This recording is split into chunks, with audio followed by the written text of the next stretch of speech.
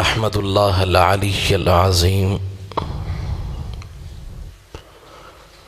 ونصلی ونسلم علی رسولہ الکریم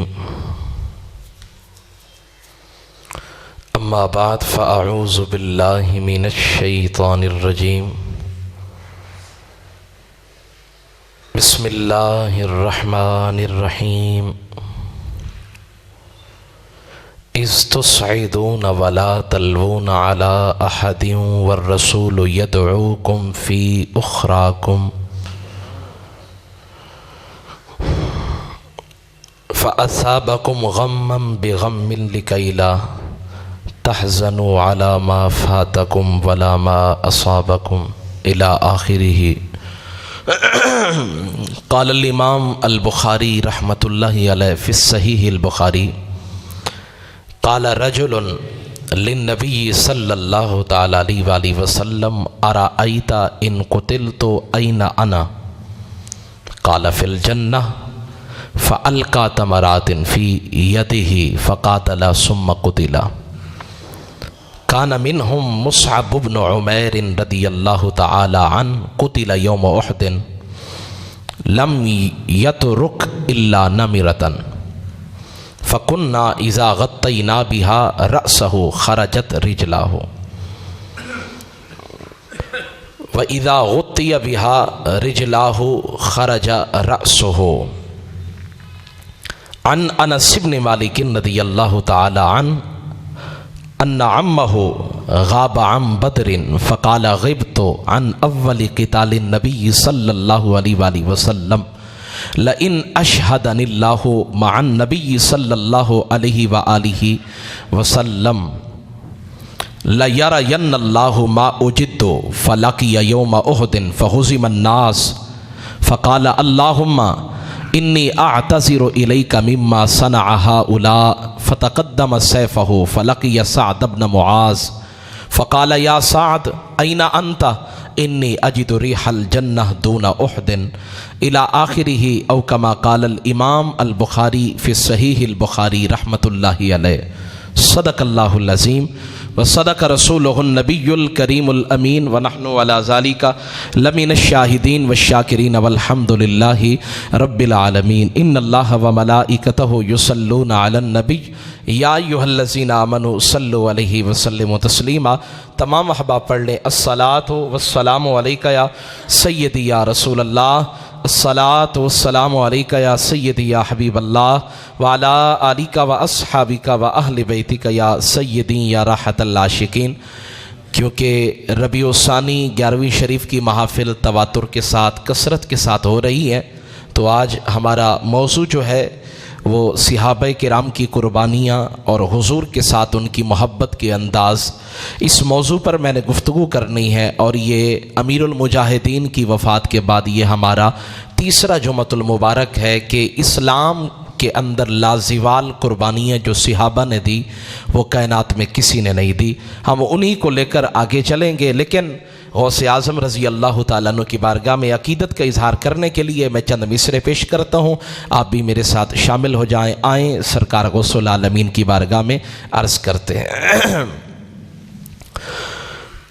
امداد کن امداد کن امداد کن امداد کن از بندے غم آزاد کن در دین و دنیا شاد کن در دین و دنیا شاد کن یا غوث اعظم دستگیر. امداد کن امداد کن. میں باقی زندہ لوگوں میں بیٹھا ہوں، آپ اس کا احساس دلائیں، میرے ساتھ شامل ہو جائیں. امداد کن امداد کن از بندے غم آزاد کن در دین و دنیا شاد کن در دین و دنیا شاد کن یا غوث اعظم دستگیر.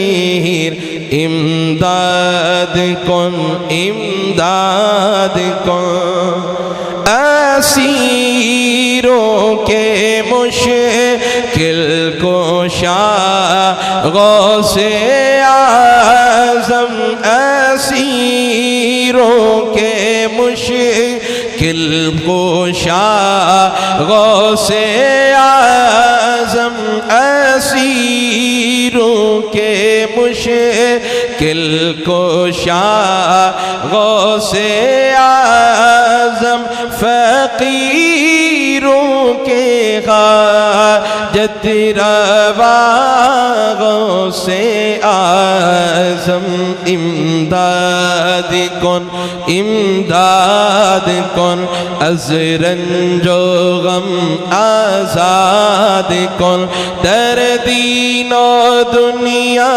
شاد کن، در دین و دنیا شاد کن، یا غوث اعظم دستگیر امداد کن امداد کن۔ اور سنیے، تیرے ہاتھ میں نے دیا ہے، تیرے ہاتھ میں گونج پیدا ہو جائے۔ سارے یہ غوث اعظم کے دیوانے بیٹھے ہیں، آپ چپ کے یہ روزہ توڑیں، میرے ساتھ مل کر پڑھیں۔ سارے حضرات جنہوں نے غوث اعظم کے ہاتھ میں اپنا ہاتھ دیا وہ بولیں، تیرے ہاتھ میں نے دیا ہے، تیرے ہاتھ میں نے دیا ہے، تیرے ہاتھ ہے لاج یا غوث اعظم، امداد کن امداد کن از بندے غم آزاد کن، در دین و دنیا شاد کن، در دین و دنیا شاد کن، یا غوث اعظم دستگیر امداد کن امداد کن۔ اور آخری شعر آپ حضرات کے ذوق کی نظر، کاغے کی سے جا کر ہم سب اپنے دل کی، کاغے کی سے جا کر ہم سب اپنے دل کی، سونے کون تیرے سوا غوث اعظم، امداد کن امداد کن از رنج و غم آزاد کن، در دین و دنیا شاد کن، در دین و دنیا شاد کن، یا غوث اعظم دستگیر امداد کن امداد کن۔ اللہ تعالیٰ میری آپ سب کی محبتیں اور عقیدتیں اپنی بارگاہ عالیہ میں قبول و منظور فرمائے۔ عزیزان گرامی، میں نے آپ حضرات کے سامنے چوتھے پارے کی ایک آیت کریمہ کا کچھ حصہ تلاوت کیا، اور صحیح بخاری شریف جن کے بارے میں علماء کرام کا متفقہ یہ اعلامیہ ہے، یہ اعلان ہے کہ الاصح بعد کتاب اللہ، قرآن پاک کے بعد سب سے زیادہ جس کی صحت پر علماء کا اتفاق ہے وہ جامع الصحیح بخاری شریف کی یہ خوبصورت حدیث پاک کا یہ مجموعہ ہے، جس کے مصنف مؤلف لکھنے والے امام بخاری رحمۃ اللہ علیہ ہیں، جن کو میرے آقا کی 6 لاکھ احادیث مبارک یاد تھی، اور پھر انہی کے شاگرد امام احمد بن حنبل رحمۃ اللہ علیہ ہیں، جن کو مصطفیٰ جان رحمت صلی اللہ تعالی علیہ وآلہ وسلم کی متون، اسناد، روات تمام کے ساتھ 7 لاکھ احادیث مبارکیات تھی۔ یہ کیسے لوگ تھے؟ یہ اس بستی کے رہنے والے تھے، لیکن یہ قدسیوں سے بھی آگے چلے گئے۔ اقبال کہتے ہیں نا جی، مقام شوق تیرے قدسیوں کے بس کا نہیں۔ اقبال اللہ کی بارگاہ میں عرض کرتے ہیں، مقام شوق تیرے قدسیوں کے بس کا نہیں۔ مقام، یہ حجت والی بات میں بھی نہیں کر سکتا، آپ بھی نہیں کر سکتے، یہ اقبال کا ہی خاصہ ہے۔ مقام شوق تیرے قدسیوں کے بس کا نہیں، تو پھر کن کا کام ہے؟ کہ یہ انہی کا کام ہے جن کے حوصلے ہیں زیادہ۔ مقام شوق تیرے قدسیوں کے بس کا نہیں، انہی کا کام ہے یہ جن کے حوصلے ہیں زیادہ۔ ہاں جی، امام بخاری رحمت اللہ علیہ اور امام مسلم رحمت اللہ علیہ، امام ابن ماجہ، امام ترمذی، یہ کیسی شخصیات تھی جنہوں نے اپنے سینوں کو رسول اللہ کی حدیث کے لیے صاف ستھرا کر دیا۔ اب آپ سوچیں تو صحیح، اگر ہمیں کہا جائے کہ 40 احادیث یاد کریں تو ہم وہ لفظ ذہن میں نہیں رکھ سکتے، اور یہ حدیثیں ایسے بھی یاد نہیں ہوتی، پیچھے ماؤں کا بھی ہاتھ ہوتا ہے، ہاں جی، دودھ کی عفت کا بھی ہاتھ ہوتا ہے، اور پھر ان کا خود کا پاکیزہ کردار، اخلاق، اور ان کی روایات، ان کا اٹھنا بیٹھنا، وہ بڑا عمل دخل ہوتا ہے اس بات کا۔ امام بخاری فرماتے ہیں قیامت کے دن اللہ مجھ سے غیبت کے بارے میں سوال نہیں کرے گا۔ میں نے زندگی بھر کبھی کسی کی غیبت نہ کی ہے نہ سنی ہے۔ ایسے تو رسول اللہ کی حدیث نہیں بیٹھتی۔ امام شافعی رحمت اللہ علیہ فرماتے، میں نے اپنے استاد حضرت وکیع سے پوچھا، حضور میں حدیث یاد کرتا ہوں بھول جاتی ہے تو کیا کروں؟ فرمایا العلم نور، علم نور ہے، اور پھر جس سینے میں تم علم رکھنا چاہتے ہو وہ برتن بھی تو پاک ہونا چاہیے۔ اگر وہاں گناہوں کے اندھیرے ہوئے تو پھر حدیث کا نور کیسے آئے گا؟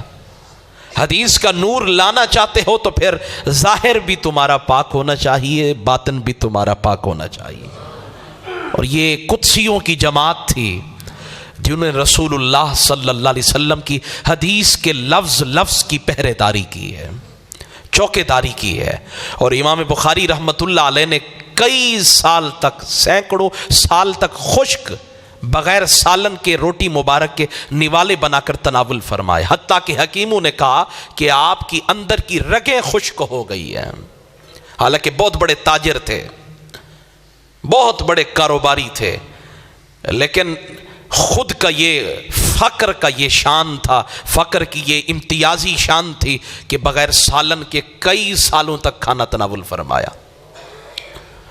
یہ قدسیوں کی جماعت تھی، انہیں اللہ نے منتخب کر کے زمین پہ بھیجا تھا، جاؤ میرے محبوب کی شریعت کی پہرے داری کرو، محبوب علیہ الصلوۃ والسلام کی شریعت کی چوکیداری کرو، اور جو بھی اس پہ حملہ آور ہونے لگے نا اس کو بتا دو رسول اللہ کے غلام سوئے نہیں، جاگ رہے ہیں۔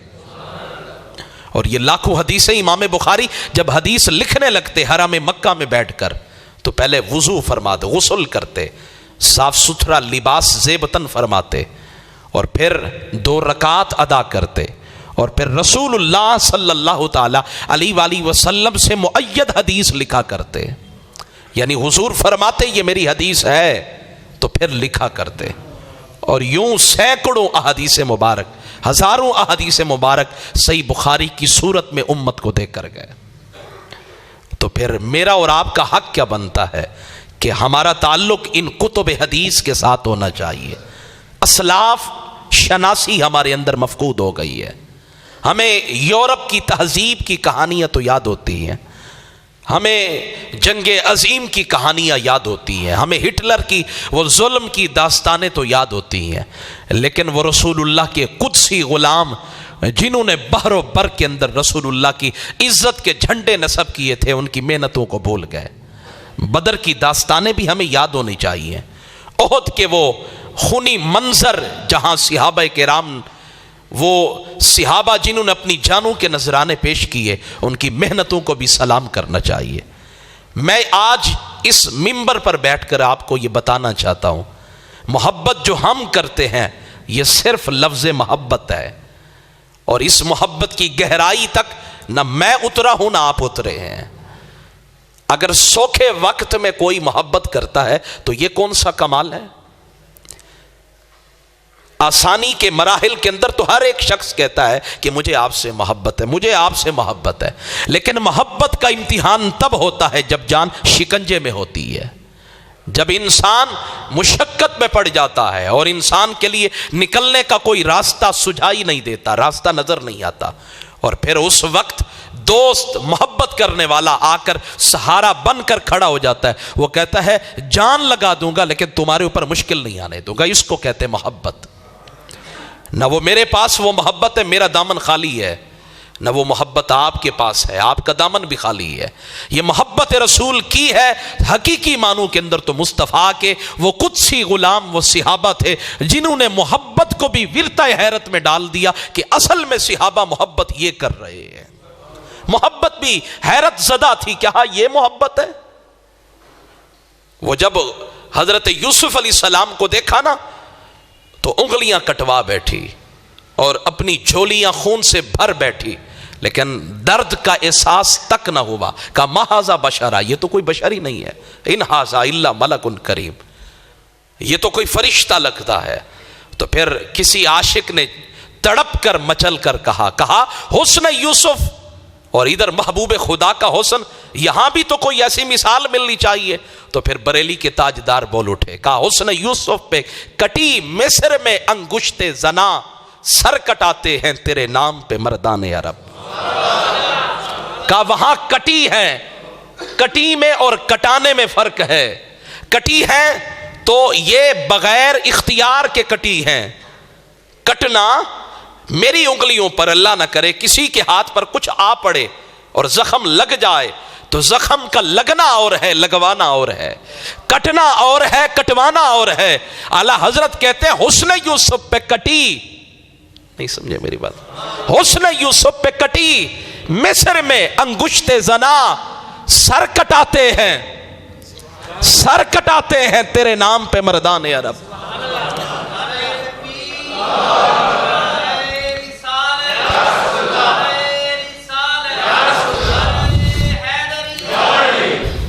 ہاں جی، ابو عبیدہ بن جراح اپنے باپ کا کٹا ہوا سر لے کر حضور کی بارگاہ میں آ گئے، اپنے باپ کا کٹا ہوا سر لے کر آ گئے۔ حضور نے فرمایا کیا ہے یہ؟ حضور یہ میرے والد کا سر ہے۔ یہ کہنا آسان تھا؟ کتنے مراحل سے گزر کر بندہ وہ جو ہے نا جملہ کہہ سکتا ہے، اپنے ساری تعلقات کی داستانیں ختم کر کے راکھ میں بہا کر پھر یہ بندہ یہ جملہ کہہ سکتا ہے۔ حضور نے فرمایا کیوں قتل کیا؟ حضور آپ کا دشمن تھا، قتل کر دیا۔ بتا دیا ہے باپ اپنی جگہ پر لیکن مصطفیٰ کی محبت اپنی جگہ پر۔ یہ کیا مطلب ہوا کہ باپ سامنے آ گیا، وہ میرے نبی کی بارگاہ میں جو کہے گا میں سنتا رہوں گا؟ ایسی بات تو نہیں ہے۔ تم محبت کرو یا نہ کرو، محبت کے معیار تبدیل کر دو، صرف لفظی محبت کرو، دعوے کرتے رہو، یہ تمہاری مرضی ہے۔ لیکن صحابہ نے وہ جھنڈے گاڑ دیے، کہا دشت تو دشت، صحرا بھی نہ چھوڑے ہم نے، بحر ظلمات میں دوڑا دیے گھوڑے ہم نے۔ کہا رسول اللہ کی محبت کے لیے نہ صحرا چھوڑے نہ جنگل چھوڑے، حتیٰ کہ وہ دریا کی لہریں بھی بچھ گئی، کہنے لگی آ جائیے ہم بھی انہی کے نام لیوا ہیں، ہم بھی انہی کے نام لیوا ہیں۔ اقبال پھر کہنے لگا مقام شوق تیرے قدسیوں کے بس کا نہیں، میں حیرت زدہ ہوں، سر دن رہا ہوں، میں حیرت زدہ ہوں، میرا قلم بھی لرز رہا ہے۔ یہ جملے میں کیسے کہہ سکتا ہوں؟ یہ اقبال کا خاصہ ہے، مقام شوق تیرے قدسیوں کے بس کا نہیں۔ جب اقبال نے بدر کا معرکہ دیکھا تو کہنے لگا مقام شوق تیرے قدسیوں کے بس کا نہیں، انہی کا کام ہے یہ جن کے حوصلے ہیں زیادہ۔ اور جب احد کا میدان آیا صحابہ نے گردنیں کٹوائی، اور ابو عبیدہ بن جراح جب اپنے باپ کا کٹا ہوا سر لے کر آئے تو اقبال کہنے لگے مقام شوق تیرے قدسیوں کے بس کا نہیں، انہی کا کام ہے یہ جن کے حوصلے ہیں زیادہ۔ کہا یار بزدلی کی زندگی بھی کوئی زندگی ہے؟ کوئی جرت والی زندگی گزارو، گیدڑ کی 100 سال کی زندگی اور شیر کی 1 دن کی زندگی وہ بہتر ہے۔ مر کے جینا کیا جینا ہے یار، جینا ہے 1 دن جی جاؤ، لیکن دنیا کو بتا جاؤ مصطفی غلام جی کر جا رہا ہے۔ یہ جینا کوئی جینا ہے؟ رسول اللہ صلی اللہ تعالی علیہ وآلہ وسلم اونچے آواز سے سبحان اللہ کہتے ہیں۔ میرے رسول صلی اللہ تعالی علیہ وسلم کے غلاموں نے محبت کا وہ سارا معیار ہی تبدیل کر دیا، وہ ساری ریت ہی تبدیل کر دی۔ حضرت عمر اپنے ماموں کا کٹا ہوا سر لے کر آ گئے۔ میرے حضور نے پوچھا کیا ہے؟ ماں کا بھائی ماما۔ حضور نے پوچھا کیا ہے؟ یا رسول اللہ یہ میرا ماما ہے۔ تو کیوں سر کاٹا؟ حضور آپ کا دشمن تھا اس لیے کاٹ دیا، جینے کا حق ہی نہیں ہے، جیتا تو وہ ہے جو رسول اللہ کا غلام ہو۔ چاہے خونی رشتہ ہے اپنی جگہ پر، محبت کا رشتہ ہے اپنی جگہ پر، لیکن یار محبت بھی تو کوئی چیز ہوتی ہے۔ ہم کیسی محبت کرتے ہیں؟ 1400 سالوں کی دوری پہ کھڑے ہیں، لیکن رسول اللہ کی عزت کے لیے ہم نے کیا کیا ہے؟ ہم نے مصطفیٰ کی محبت کے لیے، مجھے بتائیے، بار بار یہ جملے شاید کہ آپ کی سماعت پہ گراں گزرے، لیکن مجھے بتائیے ہم نے حضور کی عزت کے لیے کیا کیا ہے؟ اللہ فرماتے ہیں میرے محبوب کی عزت میں کمی نہیں آئے گی۔ یہ سن لے، وَلِلَّهِ الْعِزَّةُ وَلِرَسُولِهِ وَلِلْمُؤْمِنِينَ، عزت تو ہمارے لیے ہے اور ہمارے رسول کے لیے ہے، وَلِلْمُؤْمِنِينَ اور مؤمنین کے لیے ہے، لیکن وَلَٰكِنَّ الْمُنَافِقِينَ لَا يَعْلَمُونَ، منافقین کو نہیں پتا۔ میرے محبوب کی عزت میں کمی نہیں آئی، لیکن امتحان تمہارے سینوں میں جو محبت تھی نا، اس کا امتحان تھا۔ تم کیا کر گزرتے ہو؟ تمہارے تاثرات کیا ہیں؟ تمہاری فکر کا زاویہ کیا ہے؟ تم اس کے بعد کیا کر گزرتے ہو؟ اور مجھے بار بار پھر وہ مثال لانی پڑتی ہے، بار بار کہنا پڑتا ہے کہ امیر المجاہدین رحمت اللہ علیہ آپ یہ دعا کرتے رہے، یا اللہ مجھے مار دے، مجھے اٹھا لے، تیرے نبی صلی اللہ علیہ وسلم کے خاکے بنے، اور پھر خاتم رضوی زندہ رہے، یا اللہ مجھے جینا نہیں چاہیے، مجھے زندگی نہیں چاہیے، مجھے مار دے، مجھے وہ زندگی نہیں چاہیے جس میں رسول اللہ کے خاکے بنے۔ پھر بتاؤ نا میں کس کو اس کے مد مقابل کھڑا کروں؟ اس صدی کے اندر مجھے بتائیں، حضور نورانی رحمت اللہ علیہ، غزالی زماں کے بعد، اور مولانا عبدالستار خان نیازی رحمت اللہ علیہ کے بعد، ان نفوس قدسیہ کے بعد مجھے ڈھونڈنے سے بھی وہ شخصیات نہیں ملتی جو رسول اللہ کی عزت کے لیے کٹنے اور مرنے کے لیے تیار ہوں۔ یہ محبت کسی سکول اور کالج کے نوجوان میں بھی پائی جا سکتی ہے، اور وہ غازی تنویر جو آج سکاٹ لینڈ کی جیل کے اندر وہ اپنی اسیری کے ایام کاٹ رہے ہیں، وہ غازی تنویر جو ہے وہ رسول اللہ کی عزت کے لیے وہاں انہوں نے یورپ کی تہذیب کے اندر بتا دیا، کہا سنو ضروری نہیں ہے کہ چہرے پر داڑھی ہو پھر مصطفیٰ کی عزت پہ پہرا دیں گے، کہا نہیں، سنو میرے نبی کی عزت پہ جو حملہ کرے گا اس کا سر دھڑ سے جدا کر دیں گے۔